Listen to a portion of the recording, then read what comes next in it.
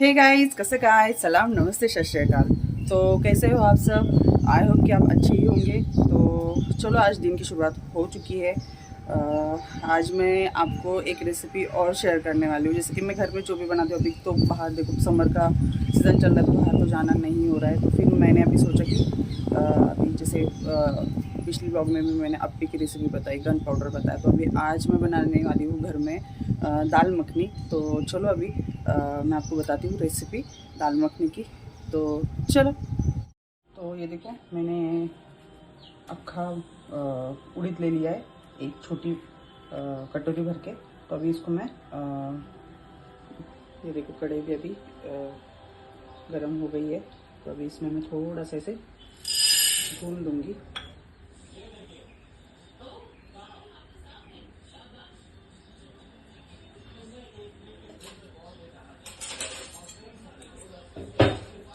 तो इसको अच्छे से भून दूंगी मैं।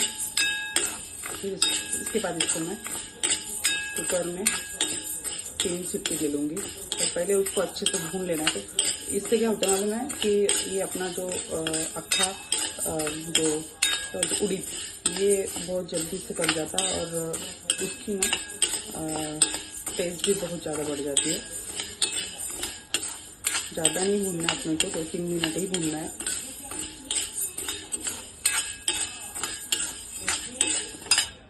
तो ये हो गया अच्छे से भून के रेडी। तो अभी इसको मैं डालूंगी कुकर में।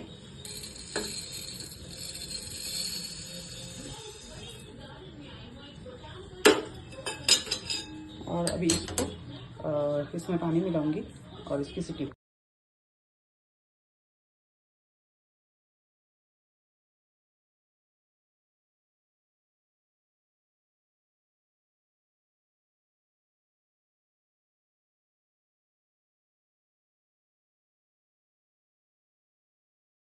ये भी निकल गई बाहर। तो अभी ये देखो अच्छे से पक गया। तो बस अभी इसको मिलाती हूँ। जैसे घोट लेना, जितना हो सके उतना नहीं, क्या घोट लोगे ना तो ये अच्छे से मिक्स हो जाएगा। आप वो जो पाव भाजी का ये आता है ना, उससे भी ये किया ना तो भी चल जाएगा।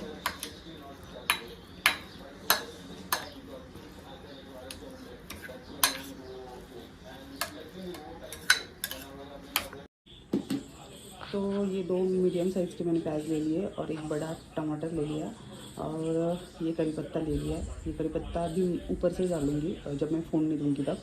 और उसके बाद ये धनिया लिया है मैंने, कोथिंबीर। तो ये भी मैं ऊपर से ही डालूँगी, क्योंकि मैं क्या करती हूँ, मैं ऐसे ना पेस्ट करके रखती हूँ। जैसे कि इसमें धनिया, हरी मिर्च, अदरक और लहसुन और थोड़ा सा ये कोकोनट, ये मिक्स करके मैं इसकी पेस्ट करके रखती हूँ। क्योंकि देखो रोज़ टाइम नहीं मिलता है, थोड़ी सी भी ग्रेवी करनी रही तो फिर बहुत भागदौड़ हो जाती है। तो फिर मैं ऐसे करके रखती हूँ। तो ये 8 दिन आराम से चल जाता है। मैं फ्रीज में बना के रख देती हूँ। तो ये रेडी है। इसमें अदरक, लहसुन और कोकोनट है और धनिया और हरी मिर्च, ये इसका ऑलरेडी ये पेस्ट है। तो सिर्फ अभी पेस्ट प्याज का और टमाटर का ही करना है बस।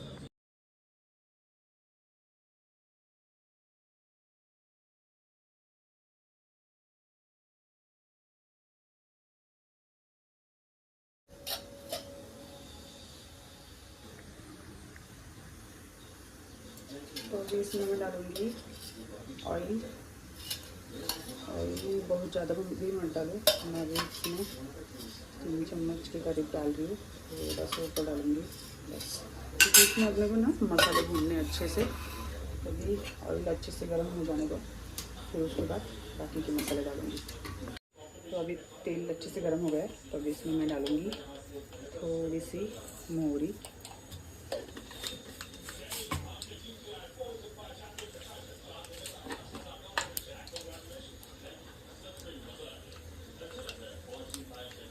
थोड़ा सा जीरा,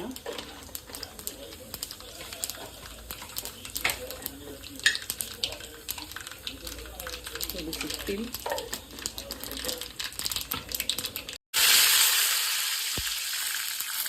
और ये धनिया। और ये जो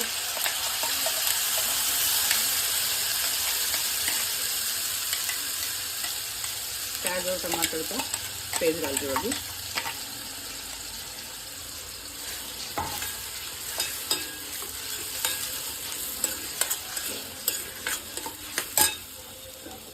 और अब डालूंगी मैं इसमें जो मैं हरा वाला मसाला बना के रखी हूँ वो वाला, तो ये मैं 2 चम्मच के करीब डालूंगी। बहुत हो गया।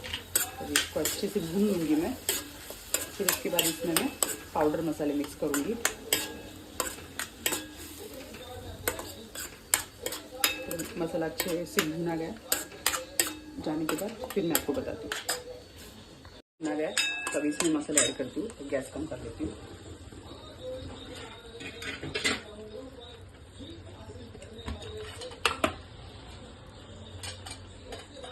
तो मसाले अच्छे से भुने गए तो अभी इसमें मैं धनिया पाउडर आधा चम्मच, जीरा पाउडर आधा चम्मच, और ये सीक्रेट मसाला ये आधा चम्मच,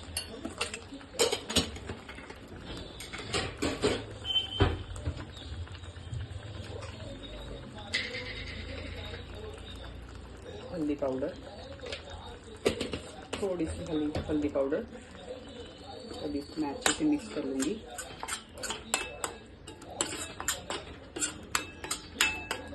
इसको भी अच्छे से भून लेंगे। अभी इसमें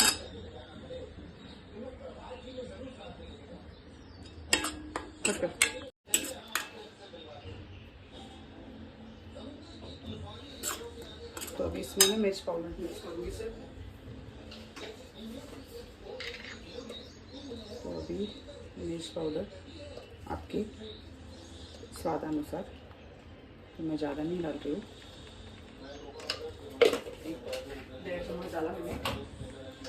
उसके बाद ये 1 चम्मच गरम मसाला, बहुत हो। तो अभी मसाला अच्छे से भून देती हूँ मैं।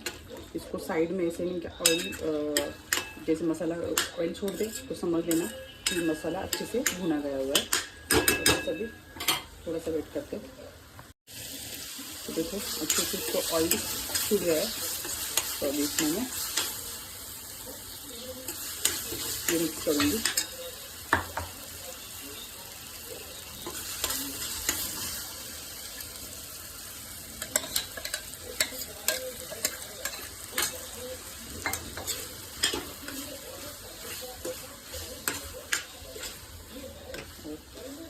जो मसाले का लगा हुआ था मिक्सी के बर्तन को, तो उसमें मैंने थोड़ा सा पानी मिला दिया और बस इसको। तो इसमें थोड़ा सा ही पानी डालूंगी, ज़्यादा नहीं डालूंगी। इसमें ज़्यादा पानी यानी ये ज़्यादा पतली नहीं होती है, ये गाढ़ी ही रहती है। अच्छे से इसको भी ये आ गया, उबाल आ गया।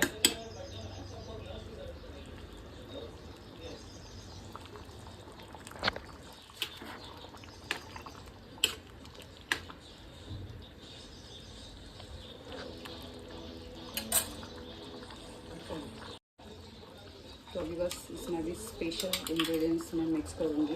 गैस कम करती हूँ। और उसके बाद ये देखो फ्रेश मलाई और ये वैसे धनिया। तो ये हो गया कंप्लीट।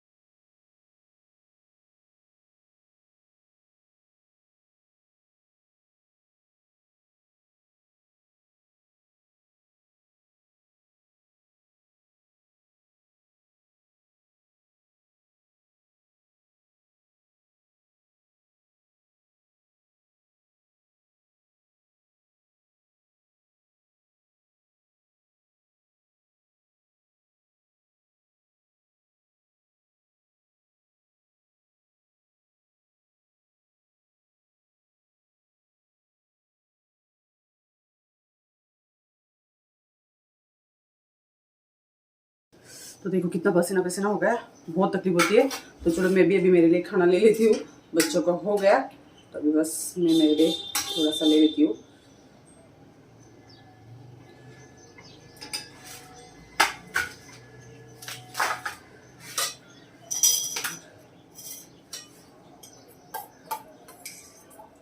ये कैरी कैरी ना बहुत अच्छी लगती है, कच्ची कैरी, कच्ची कैरी की मिर्ची बोलते हैं हमारे में उसको, कच्ची कैरी की मिर्ची। तो ये देखो मेरी थाली रेडी हो गई है।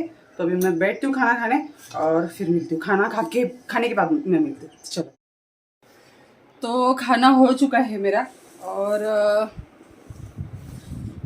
एकदम देखो मैं एकदम जो मैं घर में बना रही हूँ, जो सिंपल रेसिपी रहती है वो ही मैं बना रही हूँ। और मुझे ऐसा लग रहा है कि मैं आपसे भी वो शेयर करूँ, तो फिर मैं वो आपसे शेयर भी कर रही हूँ।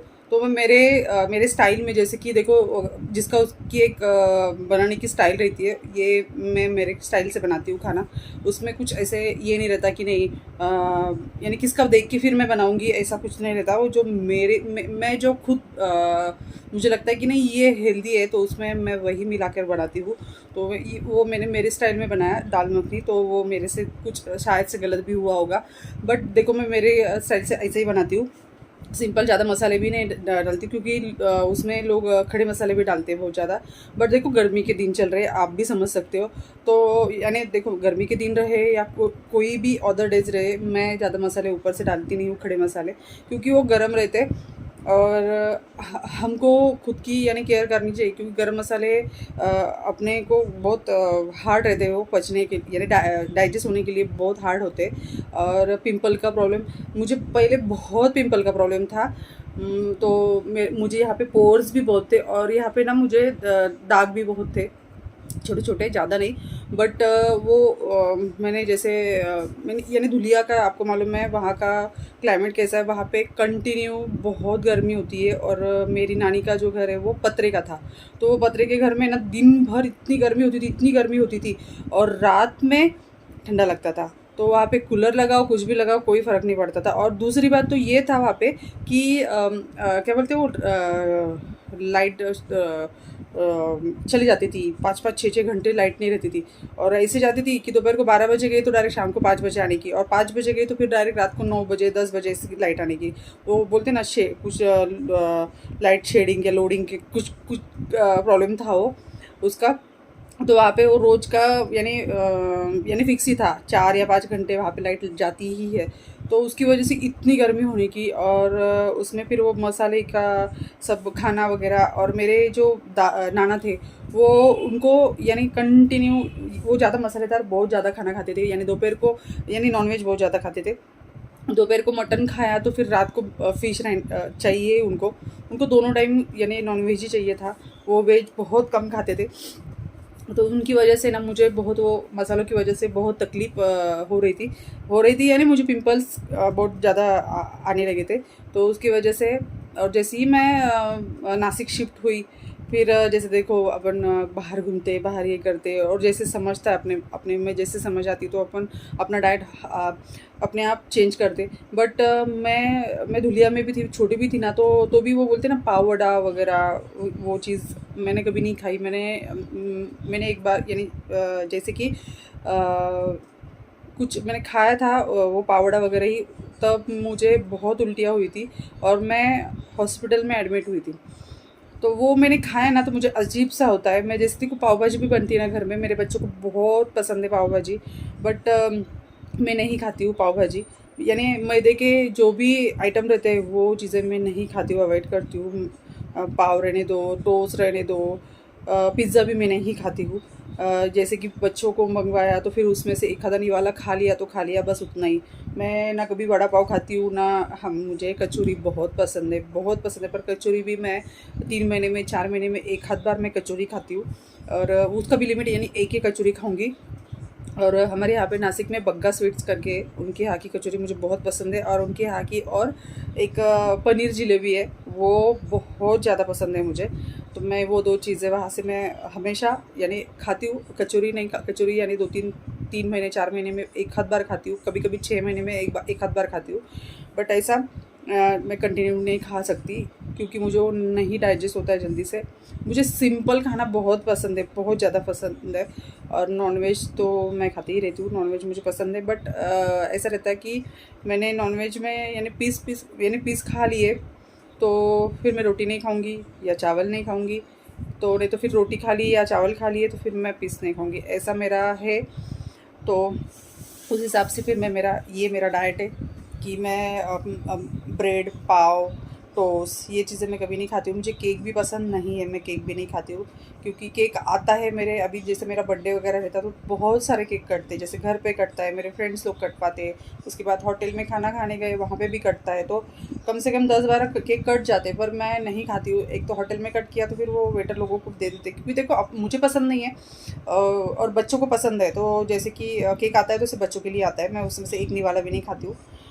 और बस अभी खाना पीना हो गया, सिंपल सी रेसिपी आपसे मैंने शेयर की, आप भी बनाओ और आप ट्राई करो, आपको सच्ची में बहुत पसंद आएगा वो। पराठे के साथ में तो बहुत मस्त लगता है। और उसके साथ जो मैं वो कच्ची कैरी का जो मैं ये बनाती हूँ मिर्ची, एकदम सिंपल रहता है वो। मैं जब बनाऊँगी ना तो वो भी मैं आपको बताऊँगी। एकदम सिंपल, उसमें सिर्फ हल्दी पाउडर, मिर्च पाउडर और थोड़ा सा ऑयल और नमक जाता है, बस। उसके अलावा उसमें कुछ नहीं डल जाता, और वो भी कच्चा ही। और बस मिक्स करके रख दो तो फिर वो दिन भर में, जैसे सुबह का खाना हो जाता है, रात को भी खा लेते। एक कैरी काट के रखी ना बारीक, और उसमें फिर ये सब मिर्च पाउडर और हल्दी पाउडर डाल दिया और नमक डाल दिया, थोड़ा सा ऑयल डाल दिया, खाने वाला ऑयल, मिक्स कर दिया। तो फिर वो दिन भर खाने के साथ में बहुत अच्छा लगता है। बस एकदम ऐसा सिंपल खाना मुझे बहुत पसंद है। तो देखो अभी खाना पीना हो गया मेरा। तो अभी आयुष गया हुआ है मेरा, उसकी जो गाड़ी यानी मेरी जो पहली गाड़ी, अभी तो मेरे पास बर्गमैन है तो वही मैं चला रही हूँ। मेरे उसके पहले मेरे पास ग्राजिया थी, यानी है अभी भी। तो वो मैंने सेल नहीं की, उसको भी कुछ 1 ही साल हुआ है, वो 1 ही साल पुरानी, पिछले साल ही उसको लिया था मैंने। दसरे के टाइम पे ही उसको भी लिया था मैंने, और अभी ये दसरे के टाइम पे ये मैंने बर्गमैन ली। तो उसका यानी बैटरी का थोड़ा सा प्रॉब्लम आ रहा था, उसको किक मारनी पड़ती है। तो मेरे से किक नहीं मारी जाती क्योंकि मेरे से इतना भारी काम नहीं होता है मेरे से, तो इसकी वजह से फिर मैंने गाड़ी चेंज कर ली। बट कुछ नहीं, ग्राजिया के मैंने बैटरी चेंज कर दी तो उसका कुछ प्रॉब्लम नहीं आ रहा था। बट अभी 15-20 दिनों से कम अभी इसके एग्ज़ाम चल रहे थे ना मेरे आयुष के, तो इसकी वजह से फिर मैं उसको गाड़ी नहीं चलाने दे रही थी, तो उसकी वजह से गाड़ी बंद पड़ी थी, तो उसकी बैटरी डाउन हो गई। तो जिससे मैंने बैटरी चेंज की थी, तो फिर वही बंदे को मैंने फ़ोन लगाया, गैरेज वाले को। तो फिर वो बोला कि आप एक काम करो, उसको भेज दो गैरेज पे, मैं करके देता हूँ। तो अभी जाऊँगी तो फिर उधर से फिर दोनों को भी आने को तकलीफ़ हो जाएगी, तो वो बोला कि आप भेज दो, मैं उधर से उसको छोड़ दूँगा। तो फिर अभी इसको भेजूँ तो भी कैसा भेजूँ, क्योंकि देखो रोड पे जैसे कि बहुत ट्रैफिक वगैरह रहती है, और इसको अभी गाड़ी चलानी इतनी खास नहीं आती है। चलाता है यहाँ के यहाँ मैं जैसे दिन में सुबह एक चक्कर मार देती हूँ, शाम को एक चक्कर मार देती हूँ, तो उससे मैं प्रैक्टिस करवा रही हूँ उससे। देखो मेरा तो एक कहना है, मुझे तो किसी ने गाड़ी नहीं सिखाई, मैंने डायरेक्ट गाड़ी निकाली, शोरूम डायरेक्ट गाड़ी निकाल ली मैंने, तो सीख गई मैं। तो साइकिल भी देखो मैं एक किस्सा बताती हूँ आपको। तो मेरे अंकल थे, मेरी यानी हम पहले ना रेंट पे रहते थे, तो मैं बहुत छोटी थी तब, यानी मेरे एंजल की उम्र की होगी शायद, मैं 9-10 साल की होंगी मैं तब। मुझे साइकिल जैसे कि वो अंजू आंटी करके थी, अंजू मौसी बोलते हैं उसको हम, आंटी ये शब्द बहुत कम बोलते हैं क्योंकि मराठी में ज़्यादा करके माउसी बोलते हैं। तो फिर वो जो माउसी थी ना, तो फिर उनको भी साइकिल सीखनी थी। तो वो जो अंकल थे वो SRP में जॉब को थे, तो वो अंकल बहुत अच्छे थे, बहुत यानी प्यार करते थे। क्योंकि देखो मुझे बाप नहीं था, माँ नहीं थी, तो वो लोग मुझे बहुत प्यार देने के। और खुद की उनकी लड़की, उनको मेरे से छोटी लड़की थी, उसका नाम था अंजू, तो वो भी बहुत प्यारी थी वो लड़की। तो फिर वो अंकल वो जो मौसी को जो गाड़ी सिखाने के ना, तो फिर मुझे भी लेके जाने के, पर मैं उनसे साइकिल नहीं सीख पाई, क्योंकि नहीं होता था, क्योंकि ऐसे पकड़ के चलना, फिर वो मुझे तो मेरे हिसाब से भी मुझे ऐसा लगता कि वो नहीं सीख सकते। बाकी तो सीख जाते, पर मैं नहीं सीख पाई। तो फिर मैंने एक बार क्या किया, मेरे दादा की गाड़ी में, यानी मेरे नाना की गाड़ी में, दादा बोलती हूँ उनको, तो मेरे नाना की साइकिल निकाली मैंने, और उसको डंडी थी ऐसा, तो ऐसे लंगड़ी करके ना मैंने चलाई। तो वहाँ पे मरी माता का मंदिर है मेरे नानी के घर के पास में, तो वहाँ पे ना गाय बैठी थी।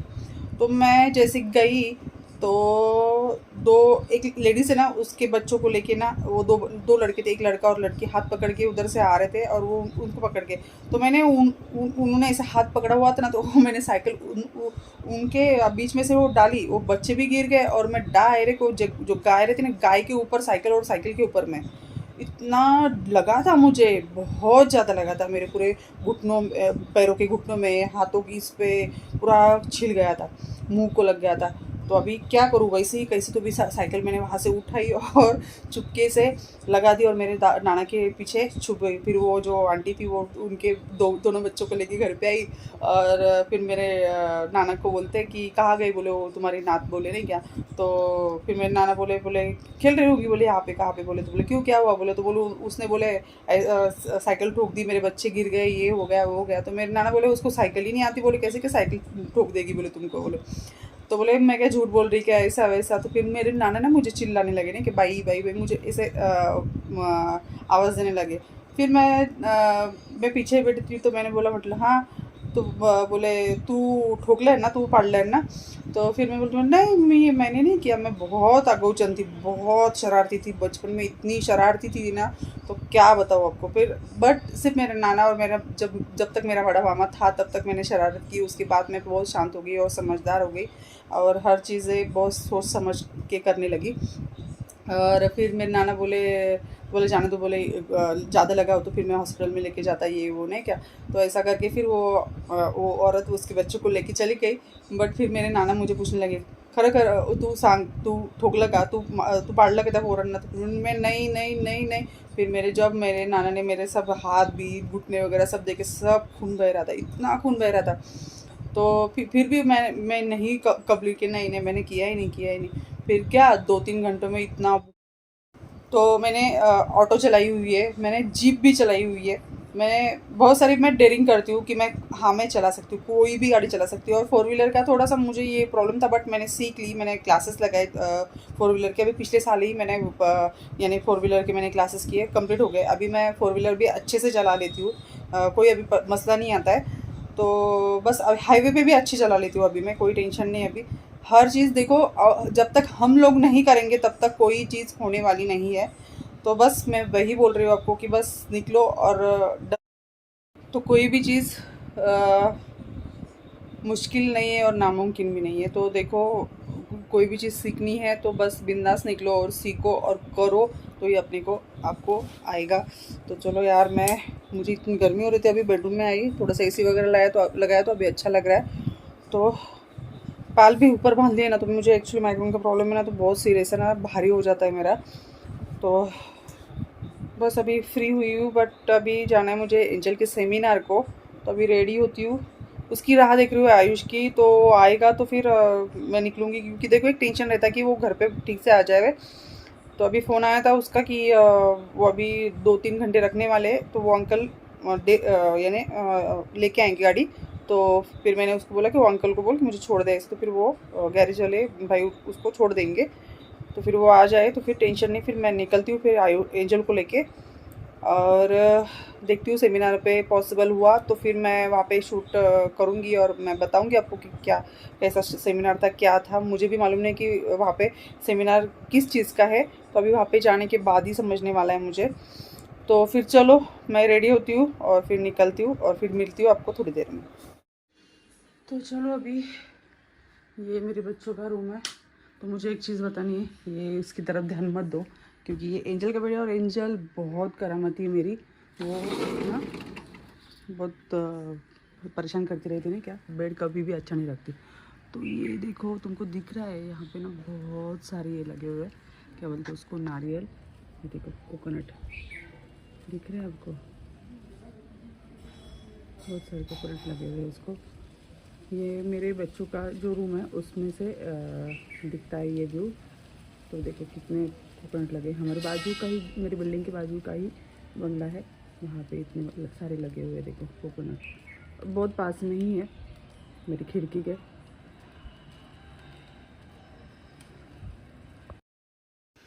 तो वो जो मैंने बताया आपको, कोकोनट का ट्री मेरे बिल्डिंग के एकदम बाजू में ही है। तो वो मेरे जैसे कि मेरे नानी के यहाँ पे भी था, तो उसमें जैसे कि ना बोलते कि मैं जब पैदा हुई थी ना, तो तब मेरे नाना ने उसको लगाया था, दूसरे दिन ही लगाया था। तो उसका जो कोकोनट था ना, उसका जो क्या बोलते उसको, बीच में का खोबरा कोकोनट, तो वो इतना मीठा था और उसका पानी भी इतना मीठा था, शक्कर जैसा उसका पानी था, बहुत ही अच्छा था वो। बट अभी मेरी नानी नासिक शिफ्ट हो गई, तो इसकी वजह से वो घर सेल कर दिया। तो और दूसरी बात, तो वो कोकोनट का ट्री भी तोड़ डाला। तो देखो, एक यादें रहती, वो यादें बस मेरे नाना जब तक ज़िंदा थे, मेरा मामा जब तक ज़िंदा था, तब तक मेरे बहुत लाड़ प्यार हुए, क्योंकि मैं बहुत लाडली थी घर में। और बस वो गए तो सब मेरा बचपन निकल गया और मैं एक अनाथ हो गई बस वहाँ पे ही। तो बाकी देखो मेरे मोगरे को जैस्मिन को कितने सारे फूल आए हुए दिख रहे हैं आपको।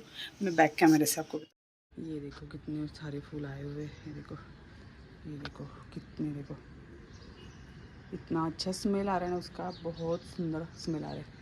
और दूसरा तो देखो, मैंने कल ये लगाया, मैंने मेरे गैलरी में थोड़ा सा डेकोरेट किया। ये दीवार थोड़ी सी इसे सुनी सुनी लग रही थी, तो उसको मैंने इसे डेकोरेट किया। और इधर भी मैंने इसे थोड़ा सा डाल दिया, ये देखो। और ये इधर भी मुझे ना बहुत अच्छा लगता है, जैसे कि ऐसा कुछ गैलरी में करना रहा ना, तो मुझे बहुत अच्छा लगता है। बाकी बस, और एक चीज़ और बतानी है मुझे, मैंने देखो जैसे कि अपना जो पंछी रहते हैं उनके लिए पानी रखने के लिए मैंने ऐसा कुछ किया हुआ है। और मैं मेरी खिड़कियों में वहाँ पे भी रखती हूँ पानी। और इसमें तो दाने हैं, वहाँ पे तो दाने खाने आते ही है। और ये देखो, ये नीचे जो पेड़ है ना, एक ऑटो खड़ी है, वहाँ पे भी मैंने ना 2-3 ऐसे पॉट में ऐसे बांध के रखे, थोड़ा नीचे रखा, क्योंकि जो एनिमल्स रहते ना, जैसे ये देखो, ये जा रहा है, देखो अभी ये डॉगी जा रहा है पानी पीने के लिए। वहाँ पे दाने भी डालती हूँ, खाना भी रखती हूँ मैं, और पानी भी रख देती हूँ। तो यानी ये लोगों को ना प्रॉब्लम ना हो पानी पीने में, क्योंकि देखो बहुत ज़्यादा गर्मी पड़ रही है।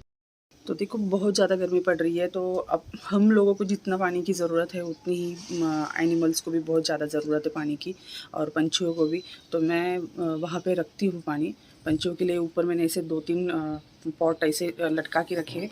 और उसके बाद नीचे भी रखा हुआ है, क्योंकि वो फिर जैसे डॉगी वगैरह आते हैं या फिर काऊ वगैरह आते हैं, तो फिर वो पानी पी लेते हैं। तो चलो, बेचारों की जैसे कि अभी धूप इतनी बढ़ रही है, तो उनकी प्यास तो भी थोड़ी बहुत बुझ जाएगी। और खाना भी रखती हूँ मैं मेरे विंडोज़ के में भी, किचन के विंडो में भी मैंने रखा हुआ है, गैलरी के विंडो में भी मैंने पानी रखा है, क्योंकि कबूतर वगैरह आते ही रहते, मेरे यहाँ पे बहुत सारे पंछी आते ही रहते। क्योंकि देखो इतने, ये भी मैंने आपकी पिछली बार आपको बताया था, मेरी कुंडी में कम से कम यहाँ पे अभी मुझे 1.5 साल हो गए मेरे ये घर में।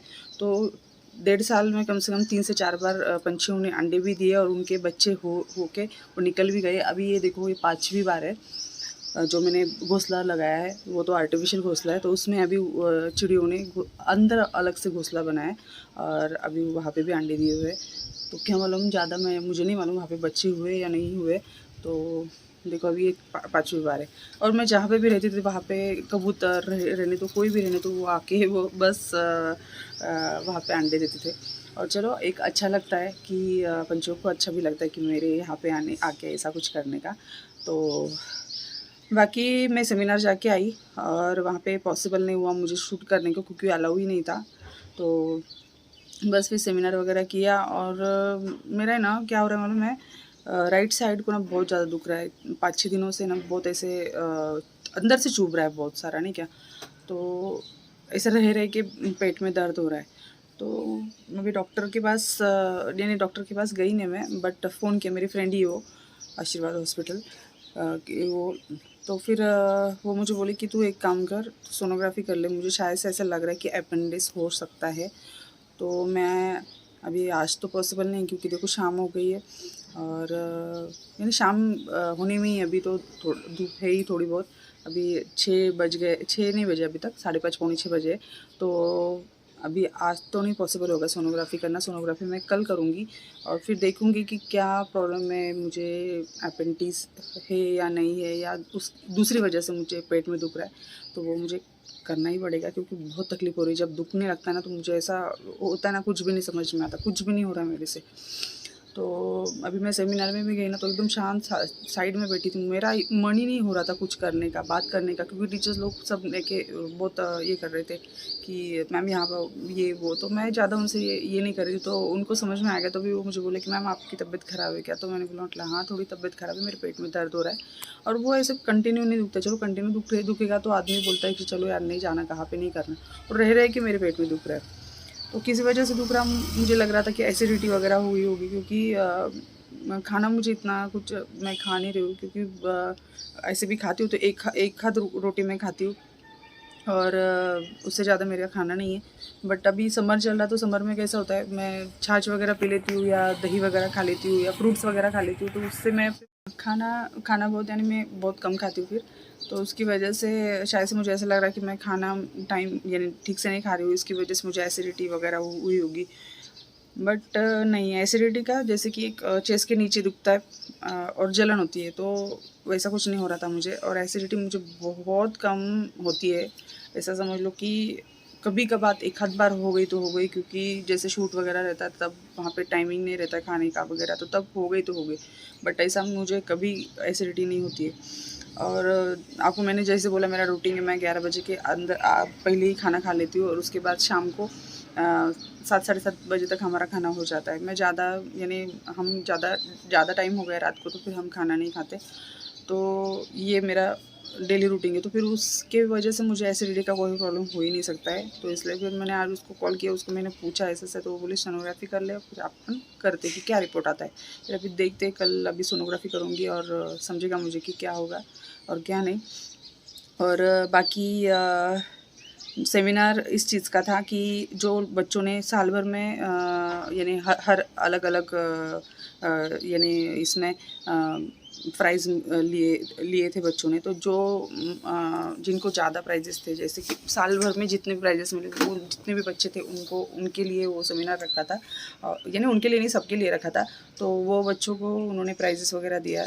तो मेरी बच्ची तो फर्स्ट ही थी वहाँ पे, क्योंकि स्पेलिंग में बी में वो 2 बार चुनी गई, क्योंकि एक बार वो पूरे यानी नासिक में चुनी गई, नासिक में सेकेंड आई।